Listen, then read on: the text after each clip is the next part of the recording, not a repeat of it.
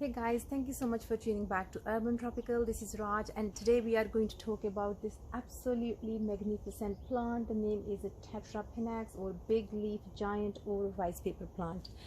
This plant, we saw it on Love Your Garden, and my husband asked me, can you just get this plant for our garden? And I'm so glad that I did that. It's not easy to find a plant. So the time I bought, which was I think over 5 years ago, it was only specialist nurseries which used to sell it. The reason I think is it has got some brown stuff on it. If you move it or by someone touches it, it goes into the air, you inhale it, it can cause you some kind of coughing. So maybe for health and safety reasons, garden centers didn't sell. I don't know if they have started to sell now because I never had to hunt for it again. So in this video we are going to talk about the mistakes I made with this plant, how to plant the plant, and the care and the kind of soil mixture and the feeding all in one go. So this plant is super easy to care for. It is not fussy at all what kind of soil it has. It can be clay, it can be sandy, it really doesn't matter. All you have to do is that if you have a clay soil, if you're putting it into the ground, just dig a big hole and mix some John Innes and farmyard manure to give the plant a good head start. So what it does is the John Innes and the horse or any farmyard manure is quite loose. That means the roots have a free space to flow around. If I put it just direct into the clay soil, it will still survive because this plant is not fussy at all, but it might take a bit more longer to establish because the roots has to really struggle through clay, because clay is a really heavy soil. But at the same time, clay is a fantastic soil. Reason is fantastic, I have got all clay all around and everything is so low maintenance here because clay can retain moisture. That means I have to water less, and because it's so heavy, it can retain nutrition as well. That means my plants are fed for longer. So it has a lot of advantages, and I have got roses at the back which do so well. I do feed my all these borders, so I'll get to the feed in a minute. So you can just plant into a ground, and now it comes to the location. It loves the sun, or you can do part shade as well.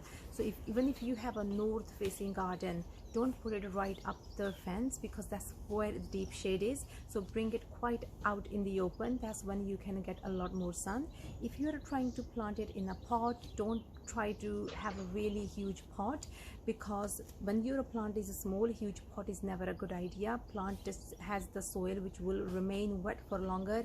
So there are a lot of issues, and some plants do like to be a bit root bound, and then they do well, then you can just transplant into a bigger pot. So it's a easier way to do. I have learned that the hard way. That's the mistake I made as well with a different plant. I just gave it too big pot, and then I figured out, okay, that was all wrong I did, and the plant was wisteria, which stayed with me for good 3-4 years. Okay, so we talked about now planting, and now we're going to talk about the hardiness. So the reason this plant is so sought after because of its hardiness is from Asia. That despite the fact it's from Asia, it can do so well in our colder climates. It's hardy to -10 degrees, and that is a pretty hardy plant to have. The other reason why this plant is so cool, because it doesn't get any pest, any disease. I have it over 5+, I think even 7-8 years, I don't remember to be honest now. I never had a single pest problem, single disease. This plant is like plant me and forget me. That's how cool this plant is. If you have a really small garden, you can use it even as a tree, because this plant kind of gives you the feel when it grows up that you have a kind of tree in your garden. Of course, it's an evergreen plant, but due to our colder climate, we don't get it to have it evergreen. It starts to lose its leaves actually really late in autumn.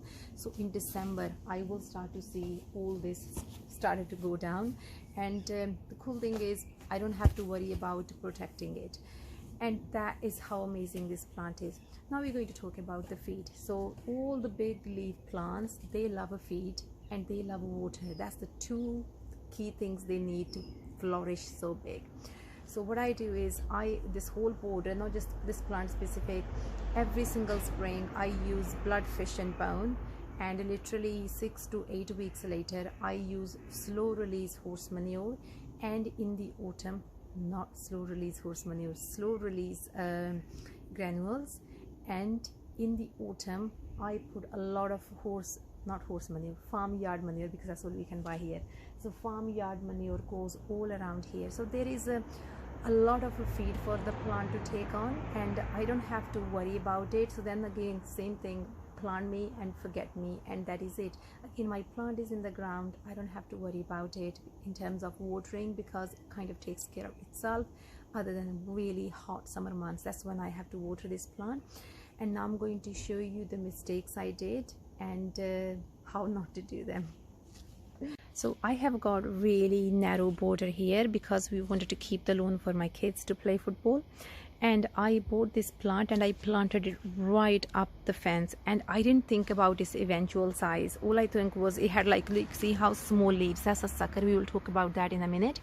So I put it right up the fence, and the leaves are so strong, especially the stems, that they push against the fence and they make the stem wonky.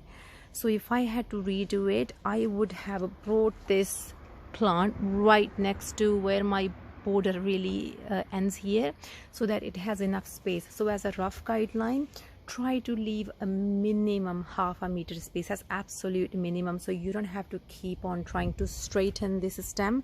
That's what I do. So I have just put this soft rope tie, so it kind of pushes against the fence so that it can really straighten out. Otherwise it's just getting more and more wonky. I mean, it does look cool sometimes, you know, when you go on holidays, you have these coconut palms and they're so wonky and they kind of looks cool. Maybe we'll get there, one of a kind. The other cool thing about this plant, it produces suckers. So this is the very first sucker I have got from this plant, and the reason I don't get enough of them, because this plant is very restricted. So it's in a clay soil that automatically restricts for roots from spreading everywhere, and then it has got a lot of competition. So I have got a lot of plants all around, just to make sure that it looks fuller, even though around here it doesn't look fuller. I used to have a canna which I had to dig it up because it wasn't getting enough sun because of the canopy of these leaves. So suckers you can avoid if you put a lot of if you put it in a clay soil and give it a lot of competition. If you are doing it in a pot, you have no reason for it to produce suckers because there isn't enough space. So how do we take care of suckers? I will be shooting that very soon because I need to dig it up. It's not doing well. It's kind of under a lot of shade, even though it's west facing. It does not get sun because of all these huge leaves. They kind of cast shade on it.